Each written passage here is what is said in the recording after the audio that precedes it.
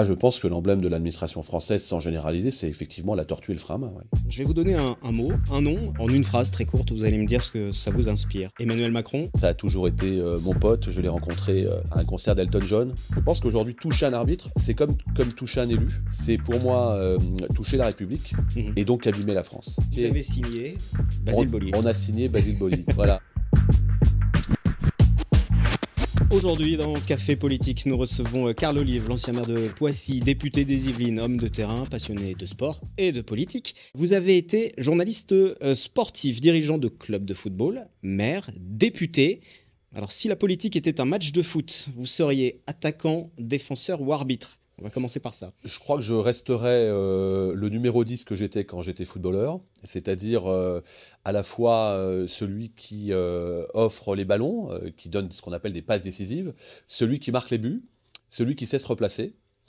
Mais j'y ajouterais aussi, vous avez raison, mais j'ai également été arbitre officiel à la Fédération française de football. Et je pense qu'aujourd'hui, il faut sacraliser les arbitres, dans le sport d'ailleurs comme dans la société. Et je considère, puisqu'on a eu malheureusement maille à partir avec un certain nombre d'arbitres qui ont été bousculés, insultés au sens propre comme au sens figuré, je pense qu'aujourd'hui, toucher un arbitre, c'est comme toucher un élu. Ou menace un arbitre ou insulte un arbitre, c'est comme toucher un enseignant, c'est comme toucher un pompier ou un policier. C'est pour moi toucher la République et donc abîmer la France. C'est pour ça que je vous posais cette question. Au final, il y a eu une condamnation récemment, puisqu'on parle d'arbitrage d'un entraîneur de Ligue 1. On voit bien qu'aujourd'hui, les paroles des responsables politiques, des élus, sont loin d'être respectées, mais non pas dans le sens où il y a du débat, mais dans le sens où il y a vraiment de la confrontation, et même physique, violente, aujourd'hui, parfois. Aujourd'hui, comment vous aussi, qui êtes élu, vous vivez ça? Parce que vous avez aussi été confronté à cette violence de la société en tant qu'élu. Il se trouve que je serai au tribunal demain sur effectivement des menaces de mort que j'ai pu avoir et que ça soit le ministère de l'Intérieur ou le ministère de la Justice a parfaitement fait son boulot, il faut les en remercier et je le dis comme un citoyen lambda. Je pense qu'aujourd'hui c'est le reflet de la société. On a une société, Wilfried, qui est fracturée, qui est irrespectueuse. Je pense que le Covid est passé par là, 2022 est passé par là. On a bousculé totalement les codes et je pense que si on n'a pas un choc, pour le coup, un choc d'autorité où on remet l'autorité de l'État dans toutes les strates de notre société, ça sera compliqué. Parce qu'il ne faut pas laisser passer ça aux extrêmes. Ce n'est pas le fonds de commerce de l'extrême droite que de faire simplement appliquer les règles du jeu dans le sport ou dans la société, comme moi, modestement, j'ai pu le faire lorsque j'étais maire de Poissy. Vous allez le voir au cours de cette émission, alors on essaie de garder quand même une trame, mais on passe d'un sujet à un autre et c'est le but aussi de discuter comme ça avec les élus de ce département des Yvelines, comme un café, mais on parle aussi un peu de politique. Mais là, je voudrais revenir sur le football. Vous l'avez dit, vous avez été arbitre, ça c'était à l'âge de 17 ans, si je ne me trompe pas. Est-ce que vous avez un souvenir marquant de ce moment où vous avez été arbitre? Peut-être le premier carton rouge, comment vous êtes rentré sur la pelouse, qu'est-ce qui vous a marqué, première image qui vous revient aujourd'hui? C'est que l'arbitre fait partie du jeu et qu'il faut sacraliser les arbitres. C'est avec beaucoup d'émotion. Un match de football comme un match de rugby, comme un match de tennis, sans arbitre, il n'y a plus de sport. Et ça, je l'ai toujours eu, moi, chevillé au corps.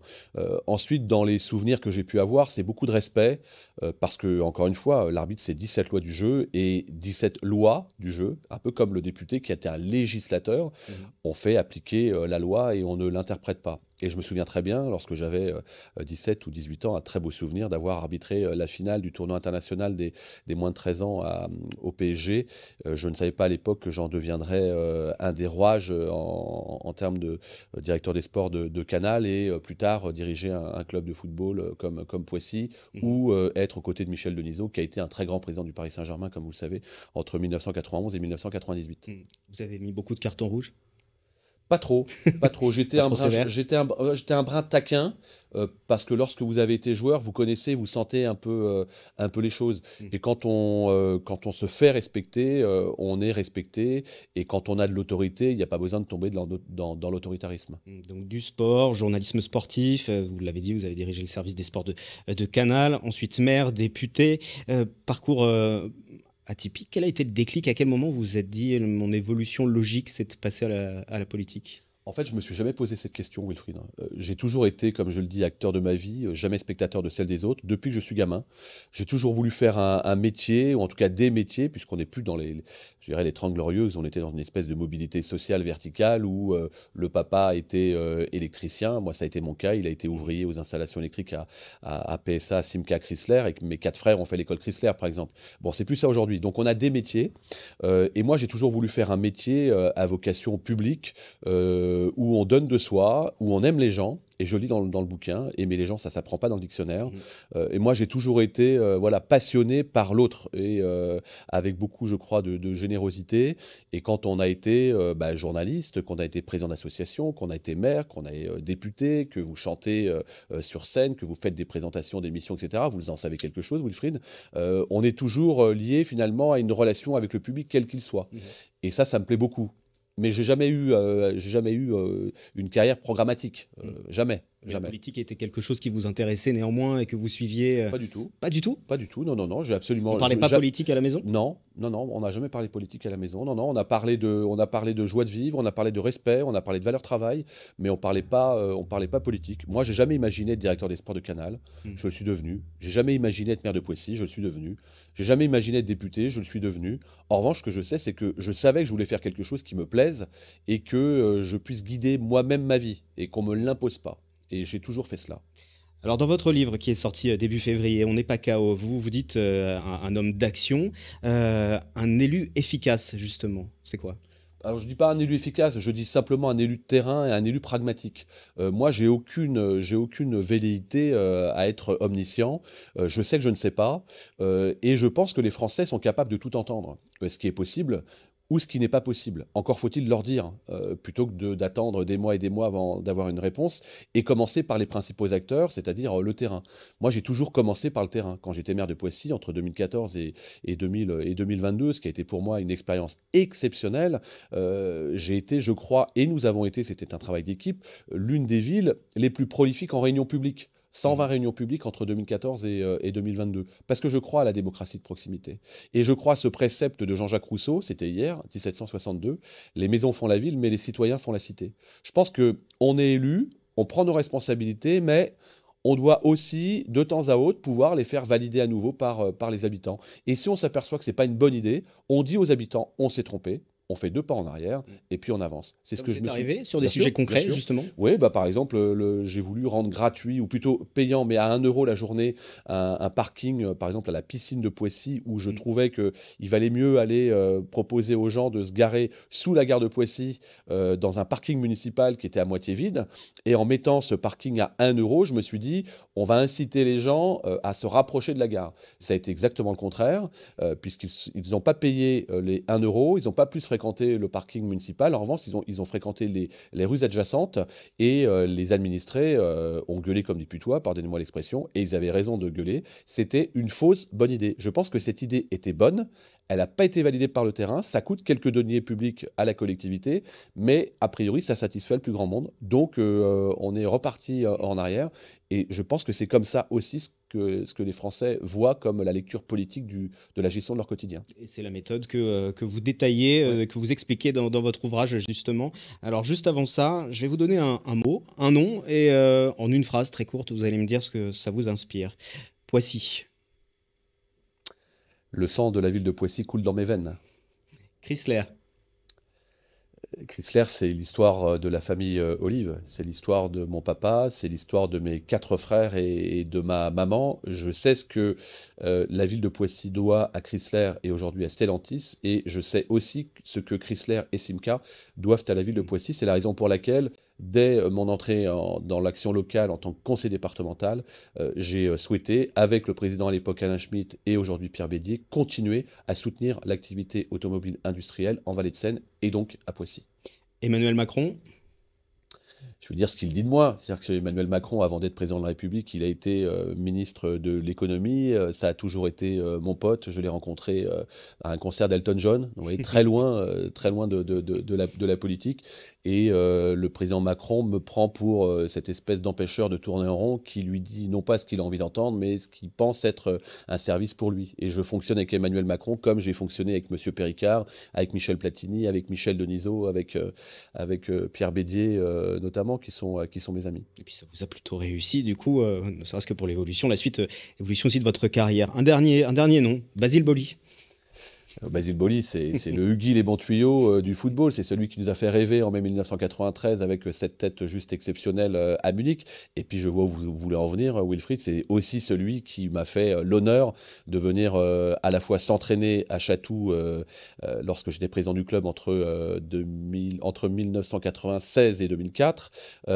Et ensuite prendre une licence à l'AS Chatou par plaisir, par amitié. Vous avez signé Basile Boli. On a signé Basile Boli, voilà. Mais moi, je suis un mec d'amitié, voilà.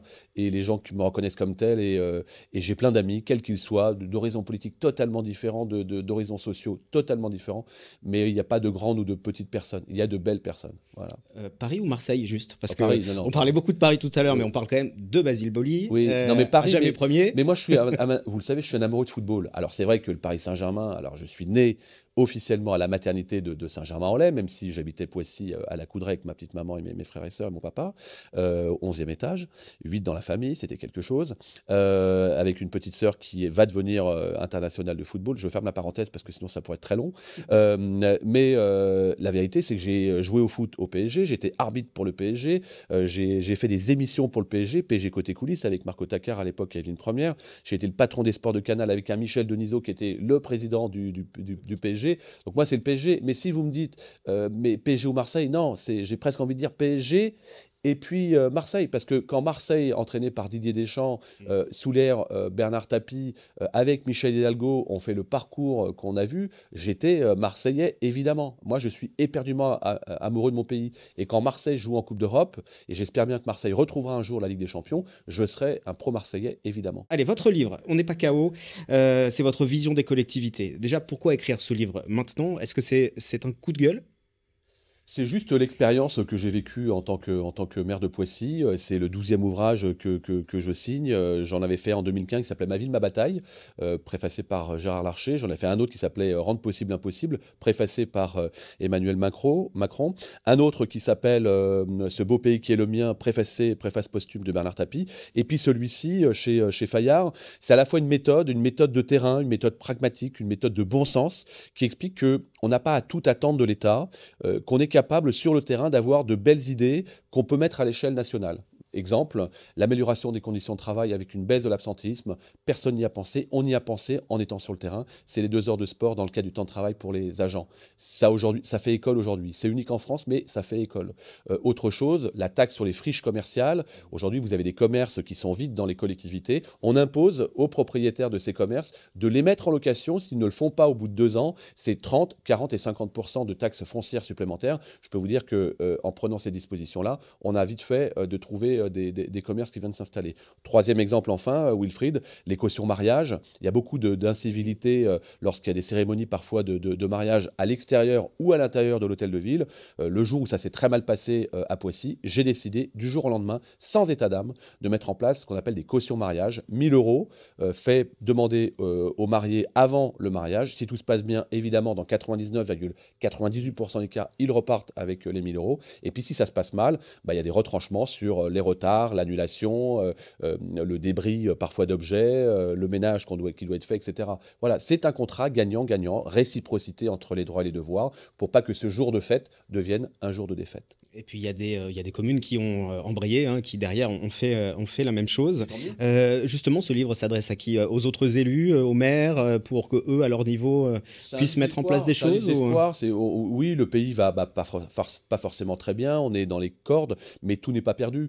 Et moi, je suis éperdument amoureux de mon pays et je veux montrer que la France est un beau pays et qu'il s'y passe de très belles choses et qu'il ne faut pas se tromper de logiciel, il ne faut pas se tromper de camp. On n'est jamais aussi français, Wilfried, que quand on est à l'étranger. Quand on est à l'étranger, on nous dit que c'est beau la France, vous avez la chance d'habiter un magnifique pays. J'aimerais que ce message-là, les Français parfois eux-mêmes puissent l'entendre. Tout n'est pas parfait, mais quand on s'adosse à la réalité du terrain en prise directe avec les administrés, que les gens connaissent, que lorsque vous avez été maire, ça a été le cas, et qu'on a des idées, il y a 20 idées dans ce bouquin qu'on peut mettre en place demain à l'échelle nationale. Et puis j'en profite aussi, on est en actualité, en 2026 il y a des élections municipales, de pouvoir expliquer à celles et ceux qui ont des velléités d'aller conquérir une collectivité ou rembrayer, par le menu, d'expliquer précisément de A à Z comment procéder pour une campagne municipale. Vous dites aussi que l'État empêche les maires d'agir.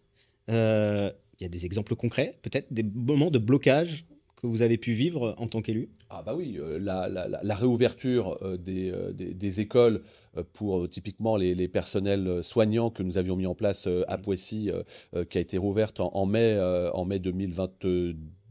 2020, en mai 2020, c'est un bel exemple, puisqu'on a eu un protocole sanitaire qui faisait 80 pages. Les maires de France voulaient faire grève pour ne pas rouvrir. Moi, j'ai simplement dit au président de la République que je connais, je lui ai dit, président, faites-nous confiance. Le préfet, le maire et le représentant de l'ARS, l'Agence régionale de santé, sont d'accord pour ouvrir. Banco, faisons-le, faisons-nous confiance, avant le mot défiance comme dans le dictionnaire. Et c'est ce qui s'est passé. Et j'ai dit au président de la République, quand il est arrivé à Poissy, Wilfried, s'il avait fallu, président, que je respecte votre bottin de 80 pages, votre protocole sanitaire, je lui ai dit à la con de 80 pages, il n'y aurait pas une école qui aurait rouvert en France. Et il m'a dit, tu as raison. Et le président de la République me dit, tu as raison. Alors que c'est lui-même qui est l'impulseur de cela. Donc on a une technostructure qui est jamais pour trouver des solutions, pardon d'être radical, mais qui est toujours pour trouver des problèmes. Les maires trouvent des solutions. Mais ça, c'était encore une époque où le président avait tout de même une majorité pour que ça embraye derrière les éventuelles idées. Aujourd'hui, tout est bloqué. Alors imaginez-vous. Mais moi, je n'ai pas eu besoin du président de la République pour rouvrir les stades, pour mettre en place un centre de vaccination unique en France qui s'appelait à l'époque chez Morissette, parce que nous connaissons le terrain et qu'on se fait confiance et que dans les conseils municipaux, malgré les différences d'opinion, on est capable de travailler pour l'intérêt général. Le problème dans ce pays, c'est ce que j'explique dans le bouquin, Wilfried, c'est que tant qu'on pensera au parti et pas au pays, alors on ne s'en sortira pas. On pourra relayer, se faire succéder un Premier ministre, une Première ministre, de gauche comme de droite. Ça ne fonctionnera pas. Il faut absolument que dans l'engagement politique, le parti pris soit celui de l'intérêt général. Et on voit bien qu'aujourd'hui, cet intérêt général, ça ne marche pas. Les partis politiques n'arrivent pas à se mettre d'accord, les décisions. Regardez, la preuve que non, c'est qu'aujourd'hui, on a un budget avec une composition très hétéroclite à l'Assemblée nationale. Et pour l'instant. Très, très difficile encore à faire passer. Mais pour l'instant, ça fonctionne. Donc il ne faut pas dire que ce n'est pas possible. L'Allemagne l'a montré, l'Espagne l'a montré également, le Royaume-Uni l'a montré. Simplement, ce qui est vrai, c'est que nous qui sommes de grands conservateurs, il faut accepter d'être darwinistes. Je m'explique, il faut accepter de comprendre que c'est à nous mettre au niveau de la société et pas l'inverse. C'est l'actualité qui nous guide, c'est pas l'inverse, c'est comme le journalisme. Vous parliez de l'Allemagne justement, vous êtes pour plus d'autonomie aussi sur les collectivités, un système à l'allemande ce serait très bien, en France? Oui, je suis pour la territorialisation, c'est-à-dire que je me souviens à l'époque du Covid, mon collègue de Ploërmer, Ronan Loas, il n'avait pas de sujet d'aération vu qu'il était face à l'Atlantique, qu'on a nous concentré quand on est sur Paris ou quand on est à Poissy en plein cœur de centre-ville. Donc je suis pour la territorialisation, je suis pour les expérimentations et que finalement les élus soient jugés à leurs résultats et pas forcément à la manière de les obtenir. Parce qu'il y a quand même la sanction, c'est quand même celle de la démocratie. Donc à un moment donné, on est jugé par les électeurs, par les administrés. Je pense que ça, c'est le peuple est souverain. S'il y a une mesure à retenir des vins, ce serait laquelle? Parce que c'est très large. Vous parliez des mariages sous caution. On aurait pu parler aussi des stores déroulants pour rafraîchir les classes aussi. Ça fait partie des 20 propositions. S'il y en a une qu'il faudrait mettre en place et impulser. Je crois aux vertus du sport. Mens sana in corpore sano, un esprit sain dans un corps sain. Je crois aux vertus du sport. Et quand je vois qu'à Poissy, depuis bientôt 7 ans, on a généré à la fois 1 million d'euros d'économie et qu'on a permis à des femmes qui n'avaient jamais pratiqué d'activité physique et sportive parce qu'en rentrant à la maison, elle continuait de s'occuper du loulou, de la louloute ou de faire les devoirs, même si ça change, et tant mieux. Ça, c'est juste formidable. Et aujourd'hui, je pense que le sport, globalement, ou l'activité physique, c'est un catalyseur social transversal. C'est-à-dire qu'à Poissy, lorsque la personne fait de la marche nordique, de la nage avec palme, il n'y a pas de patron dans le bassin. Il n'y a pas de catégorie A, il n'y a pas de catégorie B, il n'y a pas de catégorie C. Donc, on améliore très nettement nettement le climat social. Et c'est une belle réussite, encore une fois, collective, parce qu'il y a 8 services différents qui se sont affairés pour mettre ça en place. Je rappelle ce que vous l'aviez mis en place quand vous étiez maire Oui, de Poissy, Poissy, cette bien mesure sûr. qui permet donc aux agents des différentes catégories, voilà, pour ceux qui sont non initiés aux catégories de la fonction publique, de pratiquer le sport sur une période d'heures de 65% travail. de femmes. Qui ont suivi ce mouvement-là. On va passer à une autre séquence après, parler de sujets peut-être un petit peu plus qui fâchent. Juste avant, un petit questionnaire vrai-faux. Est-ce qu'on peut gérer une ville sans rentrer en conflit avec l'État? Oui, Un maire a plus de pouvoir qu'un député? totalement différent. Le maire, c'est 100% exécutif. Le député, c'est 100% législatif. Il n'y a pas de frustration, du coup? Alors, moi j'ai une grande frustration, c'est de ne pas avoir les mains dans le cambouis parce que j'adore l'action sur le terrain, ça vous a pas échappé.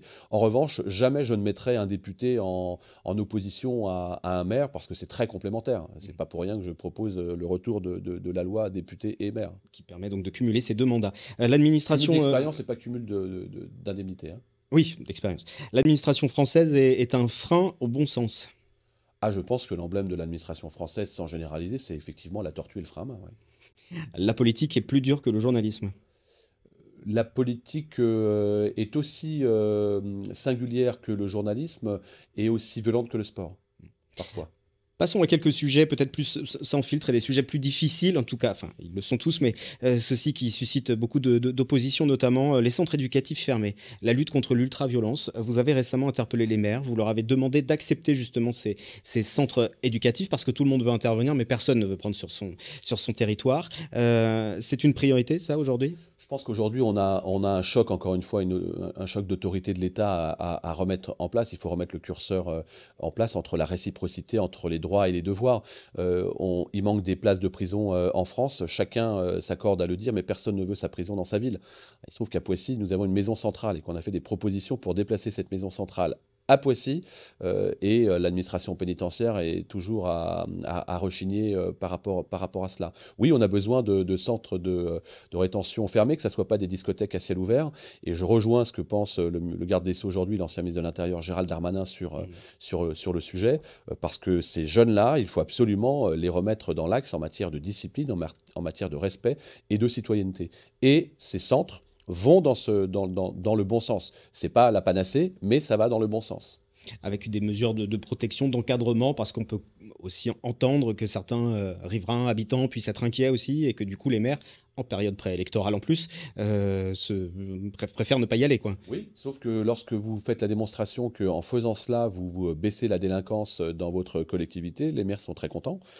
Moi, j'ai pris une mesure que je parle dans le bouquin On n'est pas KO chez Fayard, qui consiste à mettre en place ce que j'ai appelé un pouvoir d'achat citoyen. C'est-à-dire que je permets aux jeunes entre 12 et 17 ans de bénéficier de 30 € dans une association sportive et de 50 € dans une association culturelle, en échange de quoi? Simplement d'avoir un comportement normal. Mais quand à 2 heures du matin, un gamin de 12 ans vient péter un abribus, pardon, j'appelle les parents et je leur dis, la subvention, enfin la réduction, c'est terminé, et 2, occupez-vous de votre jeune. Quel est le problème? Et ça m'a permis de retisser le lien avec les familles et globalement 30% de délinquance juvénile en moins à Poissy sur la période. Donc c'est possible. Je ne sais pas si ma question a un lien avec la précédente et c'était pas prévu pour, mais vous parlez de courage en politique. Si on ne fait rien dans un an, maintenant un an et demi, vous dites que le Rassemblement national va passer. C'est pour faire peur ou vous y croyez? Ah non, mais de toute façon, il suffit d'écouter, vous faites un micro-trottoir, comme on le dit dans votre jargon de journaliste, hein, c'est-à-dire vous tendez votre micro sur le terrain et qu'est-ce qu'on vous dit? Et on vous dit non pas que le Rassemblement national est le meilleur des meilleurs, on vous dit surtout que les autres partis n'ont pas eu le courage de mettre en place des choses qui sont élémentaires. À Poissy, pardon de reparler de mon expérience, mais le Rassemblement national faisait à chaque élection entre 10 et 15% de moins à l'échelle nationale. Et moi, j'ai rien de quelqu'un d'extrême droite, mais en revanche, je suis imbibé aux règles du jeu depuis que je suis gamin. Et donc, je sais ce que c'est que la réciprocité entre les droits et les devoirs. Encore faut-il que tout le monde connaisse les règles. Et quand on connaît les règles, on est dans le jeu ou en dehors du jeu. Il y a un autre sujet qu'on ne va pas éluder. Je voudrais quand même vous poser la question. Vous avez fait appel, hein, je vais déjà le préciser dès le début, mais vous avez été condamné pour prise illégale d'intérêt. Voilà, c'est suspensif, vous avez fait appel et je voudrais savoir comment vous réagissez aujourd'hui à ça. C'est à l'image de la société, c'est-à-dire qu'on prend une décision qui, à l'époque, permet à un agent de la collectivité de bénéficier d'un logement de fonction, comme les autres agents. Le maire ne fixe pas les montants, c'est bien les services qui fixent le montant. On a des verrous, des rouages de sécurité sécurité quand on gère une collectivité. C'est le cas à Poissy comme partout ailleurs. Ce qui s'appelle le contrôle de légalité. Quand on prend cette mesure, je dirais, formée par les services administratifs et validée évidemment par la mairie, pour l'agent en question, mais comme tous les autres agents de la collectivité, il n'y a pas de réserve du contrôle de légalité, il n'y a pas de réserve au conseil municipal et il n'y a aucune autre réserve. Jusqu'au jour où on vous dit, vous avez fait du favoritisme parce que vous connaissiez la personne. Sauf qu'on ne nous écoute pas et on a beau faire la démonstration que la personne en question a été traitée de la même manière par l'ensemble des services, aujourd'hui on en est là. Et la deuxième personne, alors ça c'est très intéressant, parce que ça remet en question quand même le fonctionnement de la fonction publique, c'est que vous pouvez avoir un Michel Platini en catégorie C que vous devez aligner en finale de Coupe du Monde. Eh bien, ce n'est pas possible dans la fonction publique. Il faut absolument qu'il ait passé des concours pour être en catégorie A. Quand bien même vous avez eu 6 candidats en catégorie A qui ont démissionné ou sont partis d'eux-mêmes entre 2008 et 2014, qui ont été très mauvais, aujourd'hui, donc l'État et la justice reprochent au maire de Poissy que je suis d'avoir permis ce dispositif-là, alors qu'encore une fois, et moi je leur fais totalement confiance, ce dispositif a été proposé par la DRH, par la direction juridique de la ville de Poissy. Voilà où on en est aujourd'hui. Et ce que je dis, c'est que moi, ce dont je suis victime, mais évidemment, je me bats pour bien faire part de mon innocence. Il n'y a pas d'enrichissement personnel, il n'y a pas de détournement de fonds publics, absolument pas.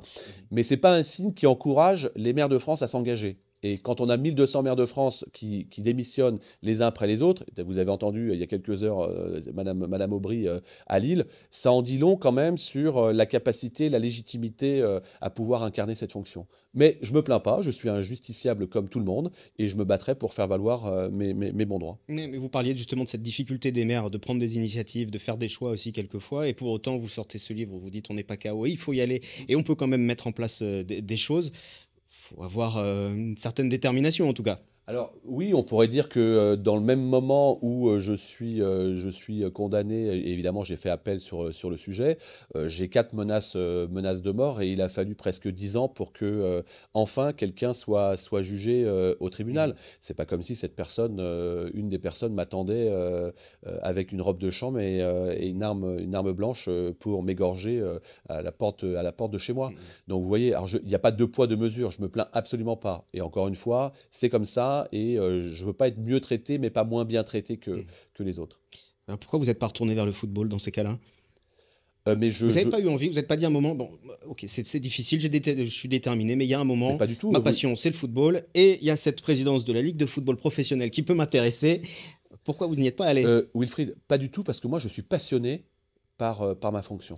Mais moi, vous ne pouvez pas imaginer comment je suis passionné par la ville de Poissy et passionné par la fonction de maire et celle de député. Je dis, hein, j'ai du sang de la ville de Poissy qui coule dans mes veines. Mes frères, ils sont nés, ils sont décédés, mes parents pareil. J'ai connu mon épouse à l'hôpital de Poissy, mais mes enfants sont nés là, on a grandi ici. C'est pour moi exceptionnel. Pour autant, oui, j'ai une grande passion, c'est celle du football. Et je dis souvent que le fruit tombera quand il sera mûr. J'ai jamais voulu être maire, je suis devenu, pas plus député, pas plus de directeur des sports, je vous le disais. Si un jour je dois devenir A, B, C, X, Y ou Z opportunité se présentant, je le verrai. Le travail entraînera peut-être le talent et le talent, la chance et la réussite. Et on va terminer cet entretien. On va résumer un peu cet entretien avec 3 petites questions. Justement, le dernier match qui vous a fait vibrer. Celui Paris Saint-Germain contre Liverpool, parce que c'est un match à montrer dans les écoles de football sur ce qu'on appelle les attaques placées, sur le repli défensif, sur le pressing, etc. Je regrette juste mais moi je suis l'école Michel Platini, qu'il nous manque un artiste, un artisan, quelqu'un qui fait de la magie, un magicien, qui fasse qu'on puisse rendre possible l'impossible. Oui, on avait un magicien, mais ça n'a pas toujours bien marché du côté du PSG. Hein. On a eu beaucoup de très grands joueurs au Paris Saint-Germain, mais dans le football globalement, dans le football moderne aujourd'hui, on manque de personnes qui sont capables de nous faire du Maradona, de nous faire du Ronaldo, de nous faire du Kylian comme en 2018 à la Coupe du Monde contre l'Argentine. Voilà, il nous manque un Giresse, il nous manque un Platini, un José Touré, il nous manque de la magie, voilà, un peu d'oxygénation qui est pas mis sur le papier, quoi. C'est pas du robotisé. Le dernier coup de gueule que vous avez poussé ? Le dernier coup de gueule que j'ai poussé, c'est, je crois, dans l'hémicycle, où moi, je peux pas imaginer que le pays ne passe pas avant les partis. Quand je propose de faire un projet de loi sur le gaspillage et qu'on me dit chez mes collègues anciennes LR et parfois écologistes, c'est pas possible parce qu'on ne veut pas travailler à l'époque avec la majorité, je leur dis c'est juste pas possible. Moi, si Madame Le Pen me dit que le soleil est jaune, pardon, mais je suis anti-extrême, mais le soleil est jaune, sauf à ce que je me trompe. Quand Raquel Garrido, ancienne députée LFI, nous dit que l'instruction des jeunes se fait à l'école et non pas au pied des immeubles, pardon, elle a beau être LFI, elle a raison, et je partage cela. Comme d'ailleurs, le logiciel nous le propose, nous l'impose et montre son efficacité quand on est maire. Le dernier livre que vous avez lu, c'est pas le vôtre? Je l'ai relu, on n'est pas KO. J'ai relu Honoré de Balzac, Splendeur et misère des courtisanes. Dans un monde où il y a beaucoup de courtisans. Ça fait du bien de se replonger dans celles et ceux qui font que les Lumières et que ce beau pays mérite d'investiguer la culture. Merci beaucoup, Carl Olive, d'avoir participé à ce podcast. On a parlé politique, sport, coup de gueule aussi. Le podcast est disponible sur les plateformes de streaming, aussi en vidéo sur YouTube, sur TV78, et puis bien sûr sur notre antenne, Canal 30 de Vobox.